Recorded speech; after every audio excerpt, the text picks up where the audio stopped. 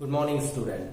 आज हम स्टार्ट करेंगे इनवर्स ट्रिग्नोमेट्रिक फंक्शंस, यानी कि ट्रिग्नोमेट्रिक फंक्शंस के इनवर्स फंक्शन। 11th क्लास में हमने ट्रिग्नोमेट्रिक फंक्शंस को डिटेल में पढ़ा था और हमने पढ़ा था कि भी 6 टाइप के ट्रिग्नोमेट्रिक फंक्शंस होते हैं: sine function, cosine function, tangent, cotangent, secant and cosecant. These are all trigonometric functions. आज हम इनके इनवर्स फंक्शंस पढ़ेंगे। जैसे हमने पढ़ा है इनवर्स फंक्शन में, हमने पढ़ा है कि भाई अगर कोई फंक्शन सेट ए से बी में है, ए से बी में कोई फंक्शन है such that image of x under function f y आती है, तो जो इसका इनवर्स फंक्शन होता है वो एफ इनवर्स इस तरह से डिनोट किया जाता है और वो सेट बी से सेट ए में होगा। अगर फंक्शन से एक्स की इमेज वाई है तो इसके इनवर्स फंक्शन से वाई की इमेज एक्स। ठीक है, तो ये हमने इनवर्स फंक्शन में पढ़ा है। तो यहां से भी यही चीज हमारे को पढ़नी है कि भाई अगर मैं साइन फंक्शन और उसके इनवर्स फंक्शन की बात करूं तो जैसे साइन एक्स अगर y है, साइन एक्स की वैल्यू यदि y है, यानी कि x की image under function sign y है, तो इसके इनवर्स फंक्शन से मैं क्या पढ़ूंगा कि भाई sine inverse of y is equal to x, यानी कि y की image under function sine inverse x है। ठीक है, समझ में आ रही है मेरी बात? यानी कि कहने का मतलब ये यहां पर x एंगल है और यहां उसकी जो वैल्यू है साइन से वो y एंगल है। अब आपको यहां पर वैल्यू मिलेगी और आपको सोचना पड़ेगा कि भाई ये वैल्यू साइन फंक्शन से किस एंगल पर होती है, वो एंगल आपको याद करना पड़ेगा। ठीक है, जैसे हम पढ़ते हैं कि भाई sign pi by 6, sign pi by 6 की वैल्यू कितनी होती है 1/2। तो साइन के इनवर्स से 1/2 की जो वैल्यू आएगी वो पाई बाई 6, यानी कि अब आपको जो है ऐसे मिलेगा साइन इनवर्स 1/2। तो आपको ध्यान रखना है साइन इनवर्स 1/2, तो आप ये सोचेंगे कि भाई साइन की वैल्यू 1/2 किस एंगल पर होती है, वो एंगल आपकी इमेज है। ठीक है, 1/2 की image under function sine inverse pi by 6। ठीक है, इसी तरह से साइन पाई बाई 3 जो है वो कितना होता है √3/2, ऐसे पढ़ते थे हम। लेकिन अब आपको ये मिलेगा साइन इनवर्स √3/2, और अब आप ध्यान रखेंगे कि भाई √3/2 वैल्यू साइन पर कौन से एंगल पे होती है, तो आपको याद आएगा कि वो पाई बाई 3 पर। तो साइन इनवर्स √3/2 पाई बाई 3 होता है। इसी तरह से साइन पाई बाई 4 1/√2 होता है, तो यहां पर साइन इनवर्स 1/√2 जो होएगा वो पाई बाई 4। ठीक है, इसका ये मतलब बिल्कुल भी नहीं है, आप ये इसको बिल्कुल भी नहीं समझेंगे कि साइन इनवर्स y का मतलब 1/sin y हो गया, या साइन इनवर्स y का मतलब आप इसको साइन y की पावर -1 समझे, तो ये गलत है। ठीक है, ये तो रेसिप्रोकल है। ये तो हम क्या लिख रहे हैं, साइन इनवर्स साइन y की पावर -1 तो साइन y का रेसिप्रोकल है, तो ये नहीं पढ़ रहे हैं हम यहां क्या पढ़ रहे हैं, साइन का इनवर्स फंक्शन पढ़ रहे हैं। तो sine inverse y is equal to x में आपको यहां y की वैल्यू जो है वैल्यू मिलेगी साइन की, और आपको उसके कॉरस्पॉन्डिंग एंगल देखना पड़ेगा। ठीक है, आप साइन इनवर्स 1/2 को 1/sin 1/2 नहीं लिख सकते हो, ये इस चीज को ध्यान रखें। हर ट्रिग्नोमेट्रिक इनवर्स ट्रिग्नोमेट्रिक फंक्शन में इस चीज को ध्यान रखें। ठीक है, तो इसी तरह से कोस के इनवर्स फंक्शन, टैन के इनवर्स फंक्शन, सीकेंट के इनवर्स फंक्शंस पढ़ेंगे। लेकिन उससे पहले एक चीज देखने वाली ये है कि हमने जब जो है इनवर्स फंक्शन पढ़ा तो हमने ये देखा था कि भी एक फंक्शन का जो इनवर्स फंक्शन है वो तभी एग्जिस्ट करता है जब वो क्या हो, बाइजेक्टिव फंक्शन हो। केवल बाइजेक्टिव फंक्शन से ही जो है इन्वर्टेबल होते हैं, यानी कि वो फंक्शन आपके 1 1 भी होने चाहिए और मैनी जो है ऑन टू भी होने चाहिए, तभी हम कहेंगे कि वो जो है इन्वर्टेबल है, अदरवाइज नहीं। ठीक है। अब लेकिन यदि मैं साइन फंक्शन ऑल रियल से ऑल रियल ले लू, ऑल रियल से ऑल रियल ले लू, तो ये तो फंक्शन ऑन टू है ही नहीं, क्योंकि हमें पता है कि साइन की वैल्यू तो -1 से +1 के बीच में लाई करती है। ठीक है। और आपने फंक्शन r से r में लिया है, तो ये जो है इसके अंदर -1 से 1 के अलावा बाकी जो भी रियल नंबर्स है उनके कॉरस्पॉन्डिंग प्रीमेज ही नहीं है, तो ये फंक्शन तो आपका ऑन टू है ही नहीं, इनटू है, तो आप इसमें इसका इनवर्स डिफाइन नहीं कर सकेंगे, इसका इनवर्स डिफाइन नहीं कर सकेंगे। लेकिन अगर आपने इसकी रेंज ले लिया यहां पर -1 से +1 ले लिया, r से -1 से +1 ले लिया, तब ये जो फंक्शन है वो ऑन टू फंक्शन हो जाएगा, कोई दिक्कत नहीं है। अब आप -1 से 1 के बीच में कोई भी वैल्यू उठाएंगे तो उसके कॉरस्पॉन्डिंग प्रीमेज एग्जिस्ट करेगी, तो यहां पर ये जो फंक्शन है वो ऑन टू हो जाएगा। लेकिन जितने भी ट्रिग्नोमेट्रिक फंक्शंस होते हैं वो सारे के सारे पीरियोडिक फंक्शन होते हैं, एक डेफिनेट पीरियड के बाद जो है वो वैल्यू रिपीट करती रहती है। जैसे अगर हम देखें कि भाई साइन 0 0 होता है, साइन पाई 0 होता है, साइन 2 पाई 0 होता है, साइन 3 पाई 0 होता है, तो डिफरेंट डिफरेंट एंगल्स है जिस पर साइन की वैल्यू सेम आ रही है। अगर साइन पाई बाई 2 1 होता है, उसके बाद साइन 5 पाई बाई 2 1 होता है, साइन 9 पाई बाई 2 1 होता है, तो डिफरेंट डिफरेंट एंगल्स है जिस पर साइन की वैल्यू सेम आ रही है। तो यहां पर ये जो फंक्शन है वो मैनी वन फंक्शन है, क्योंकि जितने भी ट्रिग्नोमेट्रिक फंक्शन सब पीरियोडिक फंक्शन है, तो सारे के सारे trigonometric functions many one functions हो जाएंगे, और इस हिसाब से किसी भी फंक्शन का इनवर्स एग्जिस्ट नहीं करेगा, यानी कोई भी ट्रिग्नोमेट्रिक फंक्शन जो है वो इन्वर्टेबल नहीं है। लेकिन अगर मैं इसकी डोमेन को मॉडिफाई करता हूं, किसको मॉडिफाई करता हूं? डोमेन को मॉडिफाई करता हूं। जैसे आप 1 मिनट के लिए आप साइन फंक्शन का ग्राफ देखेंगे, फिर आप समझेंगे कि साइन फंक्शन का ग्राफ कैसा होता है। साइन फंक्शन का ग्राफ हमने पढ़ा है, साइन फंक्शन का ग्राफ कुछ इस तरह से होता है, 0 पाई बाई 2 पाई 3 पाई बाई 2 2 पाई, इधर भी देखे तो -pi by 2 -pi -3 pi by 2 and -2 pi, ये 1 ये -1, sine 0 0, sine pi by 2 1, sine pi 0, sine 3 pi by 2 -1 and sine 2 पाई 0। इधर भी अगर देखिए sine -pi by 2 -1 pi 0, sine -3 pi by 2 1 and sine -pi 0। ठीक है। तो यहां पर आप देखेंगे कि अगर अब इसके आगे भी ये ऐसे ही चलता रहेगा, इधर भी ऐसे चलते रहेगा, तो आप देखेंगे कि अगर एक्स एक्सिस के पैरेलल लाइन ड्रॉ करेंगे तो ये इस कर्व को डिफरेंट डिफरेंट पॉइंट्स पर काटेगी, तो ये मैनी वन फंक्शन है। ठीक है। लेकिन यदि मैं यहां पर साइन फंक्शन की डोमेन -पाई बाई 2 से +पाई बाई 2 तक ही कंसीडर करूं, टर्न होने से पहले इसको रोक लूं, क्योंकि अगर टर्न करने के बाद तो फिर से वही वैल्यूज रिपीट होना स्टार्ट हो जाती, तो यहां तक ही अगर मैं लूं, अगर मैं साइन फंक्शन की जो डोमेन है वो -पाई बाई 2 से +पाई बाई 2 तक ही लूं, तो आप देखेंगे कि ये जो फंक्शन है वो क्या हो जाएगा, 1 1 फंक्शन हो जाएगा। आप एक्स एक्सिस के पैरेलल कोई भी लाइन खींचेंगे तो वो कर्व को केवल एक ही पॉइंट पर, तो ये 1 1 फंक्शन हो जाएगा और इसका इनवर्स फिर एग्जिस्ट कर जाएगा। यानी कि कहने का मतलब ये है कि यदि मैं फंक्शन -पाई बाई 2 से +पाई बाई 2 टू -1 से +1 लू, f of x is equal to sine x,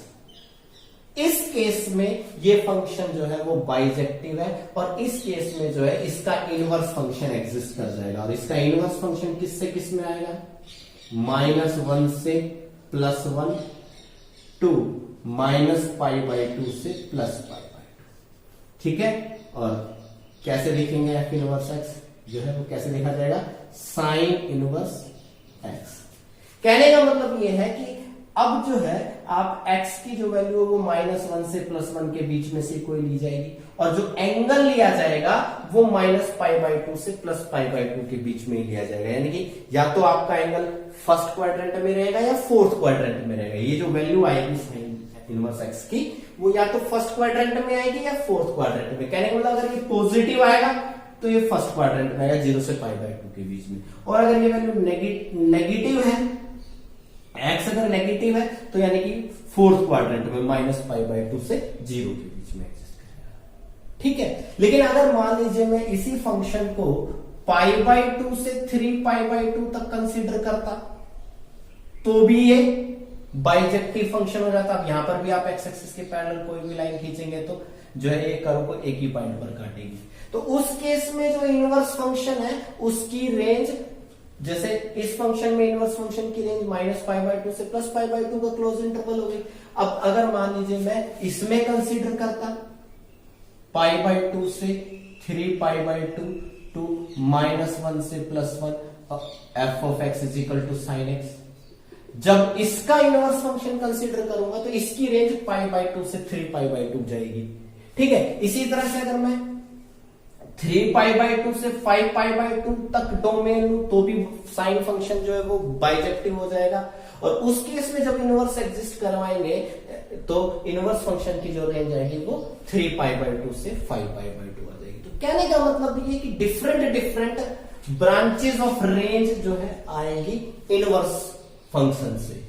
ठीक है, लेकिन इसमें से हमें सिर्फ यही कंसीडर करनी है, क्योंकि ये जो है वो प्रिंसिपल ब्रांच है।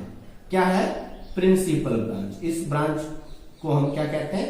प्रिंसिपल ब्रांच कहते हैं। जो भी एंगल लेना होगा वो हम प्रिंसिपल ब्रांच में लेंगे। ठीक है, तो इसी तरह से जितने भी ट्रिग्नोमेट्रिक फंक्शंस हैं सभी के इनवर्स हम एग्जिस्ट करवाएंगे और देखेंगे कि कब किन कंडीशंस में वो उनके इनवर्स एग्जिस्ट करते हैं, और उनके फिर प्रिंसिपल ब्रांच भी लेंगे। ठीक है, तो यहां से आप समझ सके होंगे कि भाई अगर मैं साइन फंक्शन 0 -π/2 से +π/2 का क्लोज इंटरवल टू -1 से +1 के क्लोज इंटरवल में इस तरह से डिफाइन करूं तो इसका जो ये बाइजेक्टिव हो गया, और इस केस में जो इसका जो इनवर्स फंक्शन है वो -1 से +1 टू -π/2 से +π/2, और f इनवर्स x यहां पर क्या आ जाएगा? Sign inverse x। इसी तरह से अगर मैं f 0 से पाई लू और रेंज -1 से 1 लू, f(x) = cos(x) लू, तो यहां इसका जो है अब ये बाइजेक्टिव फंक्शन है, और बाइजेक्टिव फंक्शन है तो इसका इनवर्स एग्जिस्ट कर जाएगा 0 से। f इनवर्स x जो है वो cos का ग्राफ आपने देखा होगा। जो cos का ग्राफ है वो इस तरह से होता है, 0 पर 1, π/2 पर 0, π पर 1, -1, फिर 3π/2 पर 0, फिर 2π पर 1, और फिर 5π/2 पर 0। इस तरह से चलता रहता है। तो यहां हम ये डोमेन लेंगे, कोस फंक्शन की डोमेन अगर हम 0 से पाई लें तो ये फंक्शन बाइजेक्टिव फंक्शन हो जाएगा और इनवर्स एग्जिस्ट कर जाएगा, और इनवर्स फंक्शन में इसकी जो रेंज आएगी वो 0 से पाई आएगी। ठीक है, और ब्रांचेस भी हो सकती हैं, पाई से 2π, 2π से 3π, बाकी वो हमें नहीं लेनी है, हमें सिर्फ प्रिंसिपल ब्रांच लेनी है। इसी तरह से अगर मैं tan फंक्शन एग्जिस्ट करवाऊं -π/2 से +π/2 टू ऑल रियल f(x), तो इसका इनवर्स फंक्शन जो है वो एग्जिस्ट कर जाएगा। ये बाइजेक्टिव फंक्शन हो जाएगा और इसका इनवर्स एग्जिस्ट कर जाएगा। इसका जो इनवर्स होगा वो किससे किस में आएगा? ऑल रियल से -π/2 से +π/2। ठीक है, टेंजेंट इनवर्स x। ठीक है, आपने tan का ग्राफ देखा, π/2, इधर ये -π/2, π/2 पर इंफिनिटी, -π/2 पर -इंफिनिटी। इसके बाद फिर से वही चीजें रिपीट हो जाती हैं।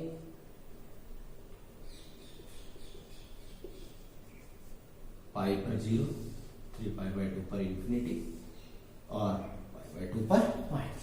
यही ब्रांचेज आगे चलती चली जाती है। लेकिन हम अगर इसको -π/2 से +π/2 के ऊपर इंटरवल में कंसीडर करवाएं तो ये 1 फंक्शन है, क्योंकि एक्स एक्सिस के पैरेलल लाइन खींची, वो कर्व को एक ही पॉइंट पर काटेगी, तो उस केस में इसका इनवर्स एग्जिस्ट कर जाएगा और इनवर्स फंक्शन से इसकी जो रेंज आएगी वो -π/2 से +π/2 के ओपन इंटरवल। ठीक है, तो यहां पर इसी तरह से हम tan इनवर्स और कोट इनवर्स के भी जो है डिफाइन कर सकते हैं, सीकेंट इनवर्स, कोसिकेंट इनवर्स भी डिफाइन कर सकते हैं। तो मैं अभी अब सिर्फ सारे इनवर्स ट्रिग्नोमेट्रिक फंक्शंस लिख रहा हूं, उनकी डोमेन और उनकी प्रिंसिपल ब्रांच लिख रहा हूं। आपको उसकी प्रिंसिपल ब्रांच सभी की याद करना बहुत जरूरी है, क्योंकि जितनी भी वैल्यूज है सब प्रिंसिपल ब्रांच में लेंगे।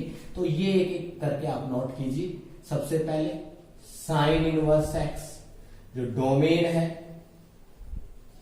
वो -1 से +1 और जो रेंज है, प्रिंसिपल रेंज है, वो -π/2 से +π/2। ठीक है। सेकेंड कोस इनवर्स एक्स, जो डोमेन है वो -1 से +1 और रेंज है वो 0 से π, यानी कि फर्स्ट और सेकेंड क्वाड्रेंट। ठीक है।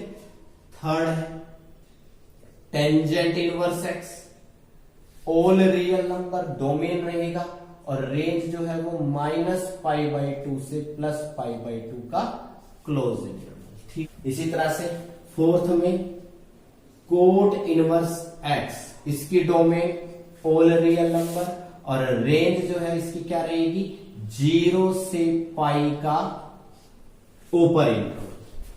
फिफ्थ है सीकेंट इनवर्स एक्स, इसकी जो डोमेन होती है वो क्या होती है, -∞ से -1 यूनियन 1 से इंफिनिटी, या फिर हम समझ सकते हैं कि R में से -1 से +1 का ओपन इंटरवल। और इसकी जो प्रिंसिपल रेंज है वो क्या रहेगी, 0 से π का क्लोज इंटरवल -π/2। ठीक है, क्योंकि हमें पता है कि जो कोस की वैल्यू होती है, कोस एक्स की जो वैल्यू होती है वो -1 से +1 के बीच में लाई करती है। तो जब कोस का रेसिप्रोकल सीकेंट एक्स की वैल्यू 1 या 1 से बड़ी, -1 या उससे छोटी रहती है। तो जो सीकेंट एक्स की रेंज है वो क्या है, -∞ से -1 एंड 1 to इंफिनिटी। तो सीकेंट इनवर्स एक्स की जो डोमेन आएगी, वो सीकेंट एक्स की रेंज है, वो सीकेंट इनवर्स एक्स की क्या हो जाएगी, रेंज डोमेन -∞ से -1 और 1 से इंफिनिटी। जो सीकेंट की रेंज है वो सीकेंट इनवर्स एक्स का डोमेन हो जाएगा। तो ये डोमेन, ठीक है। और 0 से π जो है हमने इसकी प्रिंसिपल रेंज ली है, लेकिन π/2 पर ये डिफाइन नहीं होगा, क्योंकि सीकेंट इनवर्स π/2 की बात करें तो अब हम पहले देखेंगे कि सीकेंट की वैल्यू जो है सीकेंट इन्फिनिटी, क्योंकि सीकेंट π/2 जो होता है वो इन्फिनिटी होता है। तो सीकेंट इनवर्स इन्फिनिटी जो है वो π/2 बनेगा। इन्फिनिटी का मतलब नॉट डिफाइंड। तो यहां पर x की वैल्यू अगर इन्फिनिटी ले तब जो ये π/2 बनता है, इन्फिनिटी का मतलब नॉट डिफाइंड। तो यहां से हमने π/2 को रिमूव किया हुआ है। इसी तरह से सिक्स्थ में कोसिकेंट इनवर्स x, इसकी भी जो डोमेन है वो -∞ से -1 यूनियन 1 से इंफिनिटी, और जो इसकी प्रिंसिपल रेंज है वो वही -π/2 से +π/2 का क्लोज इंटरवल -0। क्योंकि कोसिकेंट 0 डिफाइन नहीं होता, कोसिकेंट 0 इंफिनिटी होता है, डिफाइन नहीं होता। तो इसलिए कोसिकेंट इनवर्स इंफिनिटी जो है वो 0 बनेगा। इंफिनिटी मींस नॉट डिफाइंड, तो इसलिए यहां से 0 को रिमूव कर रहे हैं। तो यहां पर ये जो है रेंज, जो ब्रांचेज है वो देख लीजिए। यहां एंगल जो है फर्स्ट और फोर्थ क्वाड्रेंट में आता है, कोस इनवर्स वाले में जो है फर्स्ट और सेकंड क्वाड्रेंट में टेन इनवर्स वाले में जो एंगल आएगा वो फर्स्ट और फोर्थ में, कोट इनवर्स वाले में फर्स्ट में और सेकंड में, सीकेंट इनवर्स वाले में भी फर्स्ट में और सेकंड में, और कोसिकेंट इनवर्स वाले में फर्स्ट में और फोर्थ में, इन्हीं क्वाड्रेंट्स में आएगा। तो ये याद रखना, या तो रेंज जो है वो -π/2 से +π/2 रहने वाली है या 0 से π वाली रहने वाली है। बस ये ध्यान रखना पड़ेगा कि किसकी क्या प्रिंसिपल ब्रांच है। ठीक है, तो ये आपको याद रखना है, और इन पर इनसे रिलेटेड वैल्यूज भी आपको अच्छे से याद रखनी है, सभी की जो है। मैं एक बार जितनी भी है एक बार हम रिपीट करते हैं, आपको याद होना चाहिए। जैसे अगर मैं बात करूं sine inverse 1/2 π/6, sine inverse √3/2 π/3, sine inverse 1/√2 π/4, और साइन इनवर्स 0, 0। ठीक है, वहीं अगर साइन इनवर्स -1/2 है, तो अब ये माइनस का है, तो आप याद रखिए कि फोर्थ क्वाड्रेंट में आएगा। तो आपको याद रखना है कि साइन -π/6 जो होता है वो -1/2 होता है। ठीक है, तो यहां से साइन इनवर्स -1/2 क्या बनेगा, -π/6। ठीक है, ये -π/6 आएगा। ठीक है, साइन इनवर्स -√3/2 क्या बनेगा, -π/3 बनेगा। साइन इनवर्स -1/√2 क्या बनेगा, -π/4 बनेगा। तो इस चीज को अच्छे से याद रखें। तो यहां से इसमें एक फॉर्मूला भी हमारा याद रखा जा सकता है कि भी sign inverse -x minus sign inverse x, जिन जिन इनवर्स ट्रिग्नोमेट्रिक फंक्शंस की रेंज -π/2 से +π/2 का क्लोज इंटरवल या ओपन इंटरवल है, उन सभी इनवर्स ट्रिग्नोमेट्रिक फंक्शंस के अंदर sign inverse -x minus sign inverse x हो जाता है। इसी तरह से कोस इनवर्स 1/2 कितना होगा, π/3। कोस इनवर्स √3/2 कितना होगा, π/6। अब याद रखिए कोस π/6 कितना होता है, √3/2। तो कोस इनवर्स √3/2 π/6।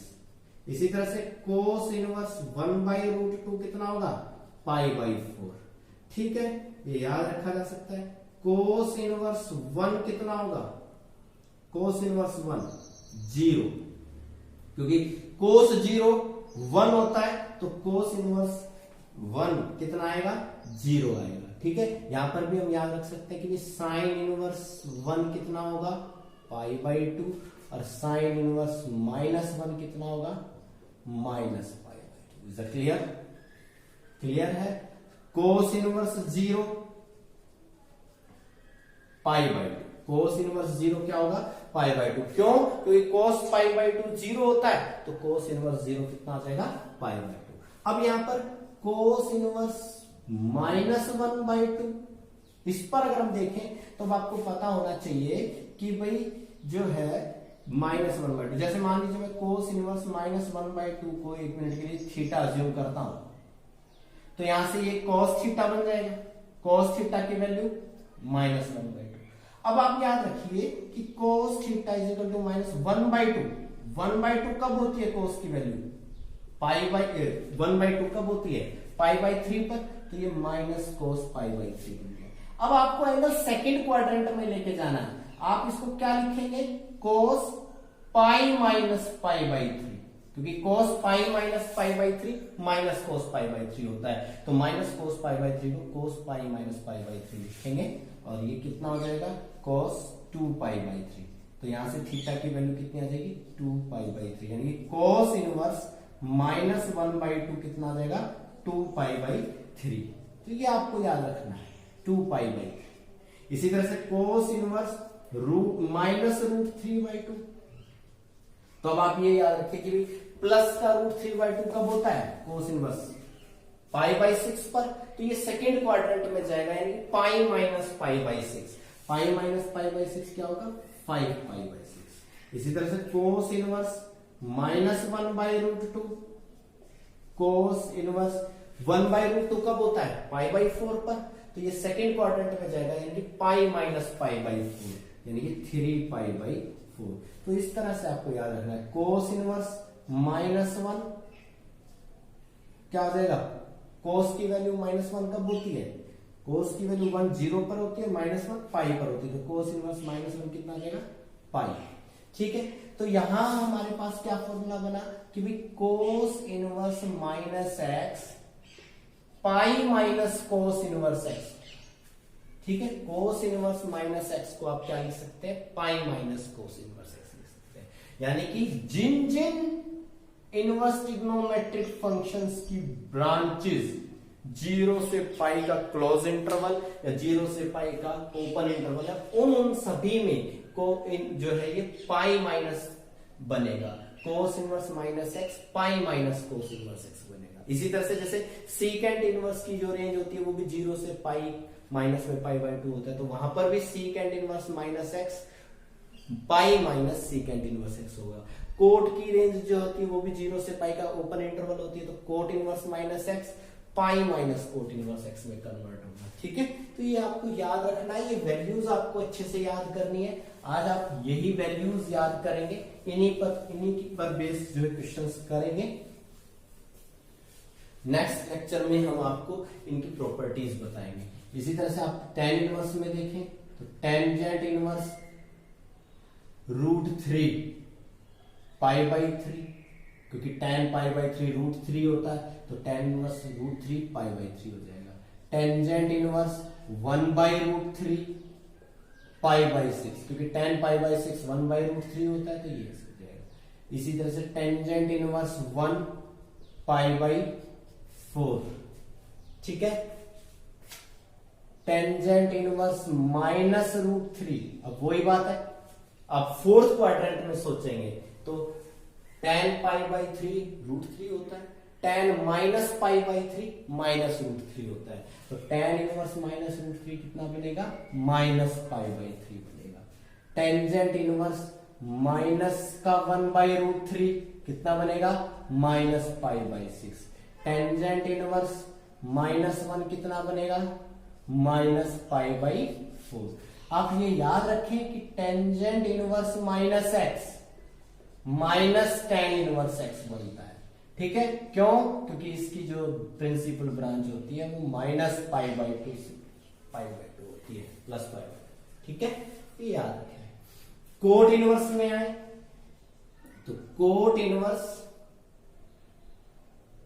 √3 कितना हो जाएगा pi by 6, cot inverse 1 by √3 pi by 3, cot inverse 1 कितना हो जाएगा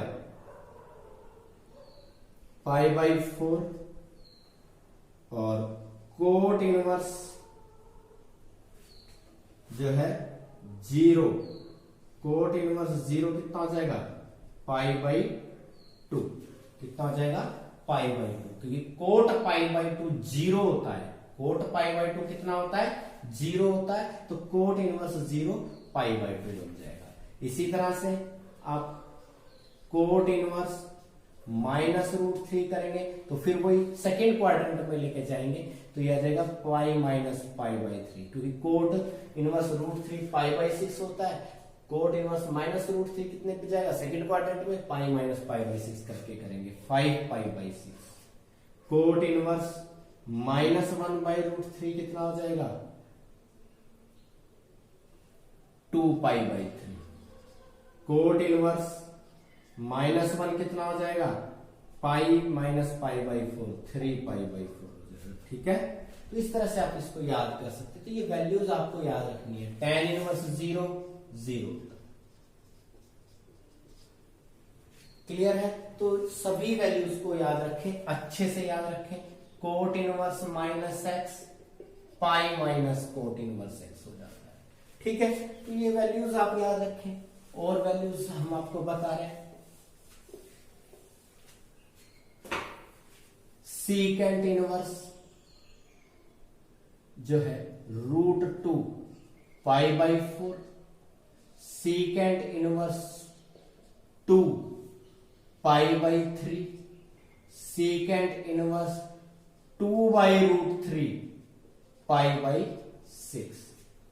ठीक है, और इसी से सीकेंट इनवर्स -√2, वही सेकेंड क्वाड्रेंट में लेके जाएंगे 3 π/4, secant inverse -2 2 π/3 and secant inverse -2/√3 5 π/6। ये याद रखें, सीकेंट इनवर्स -x किसके बराबर होता है? Pi minus secant inverse x के बराबर हो जाता है।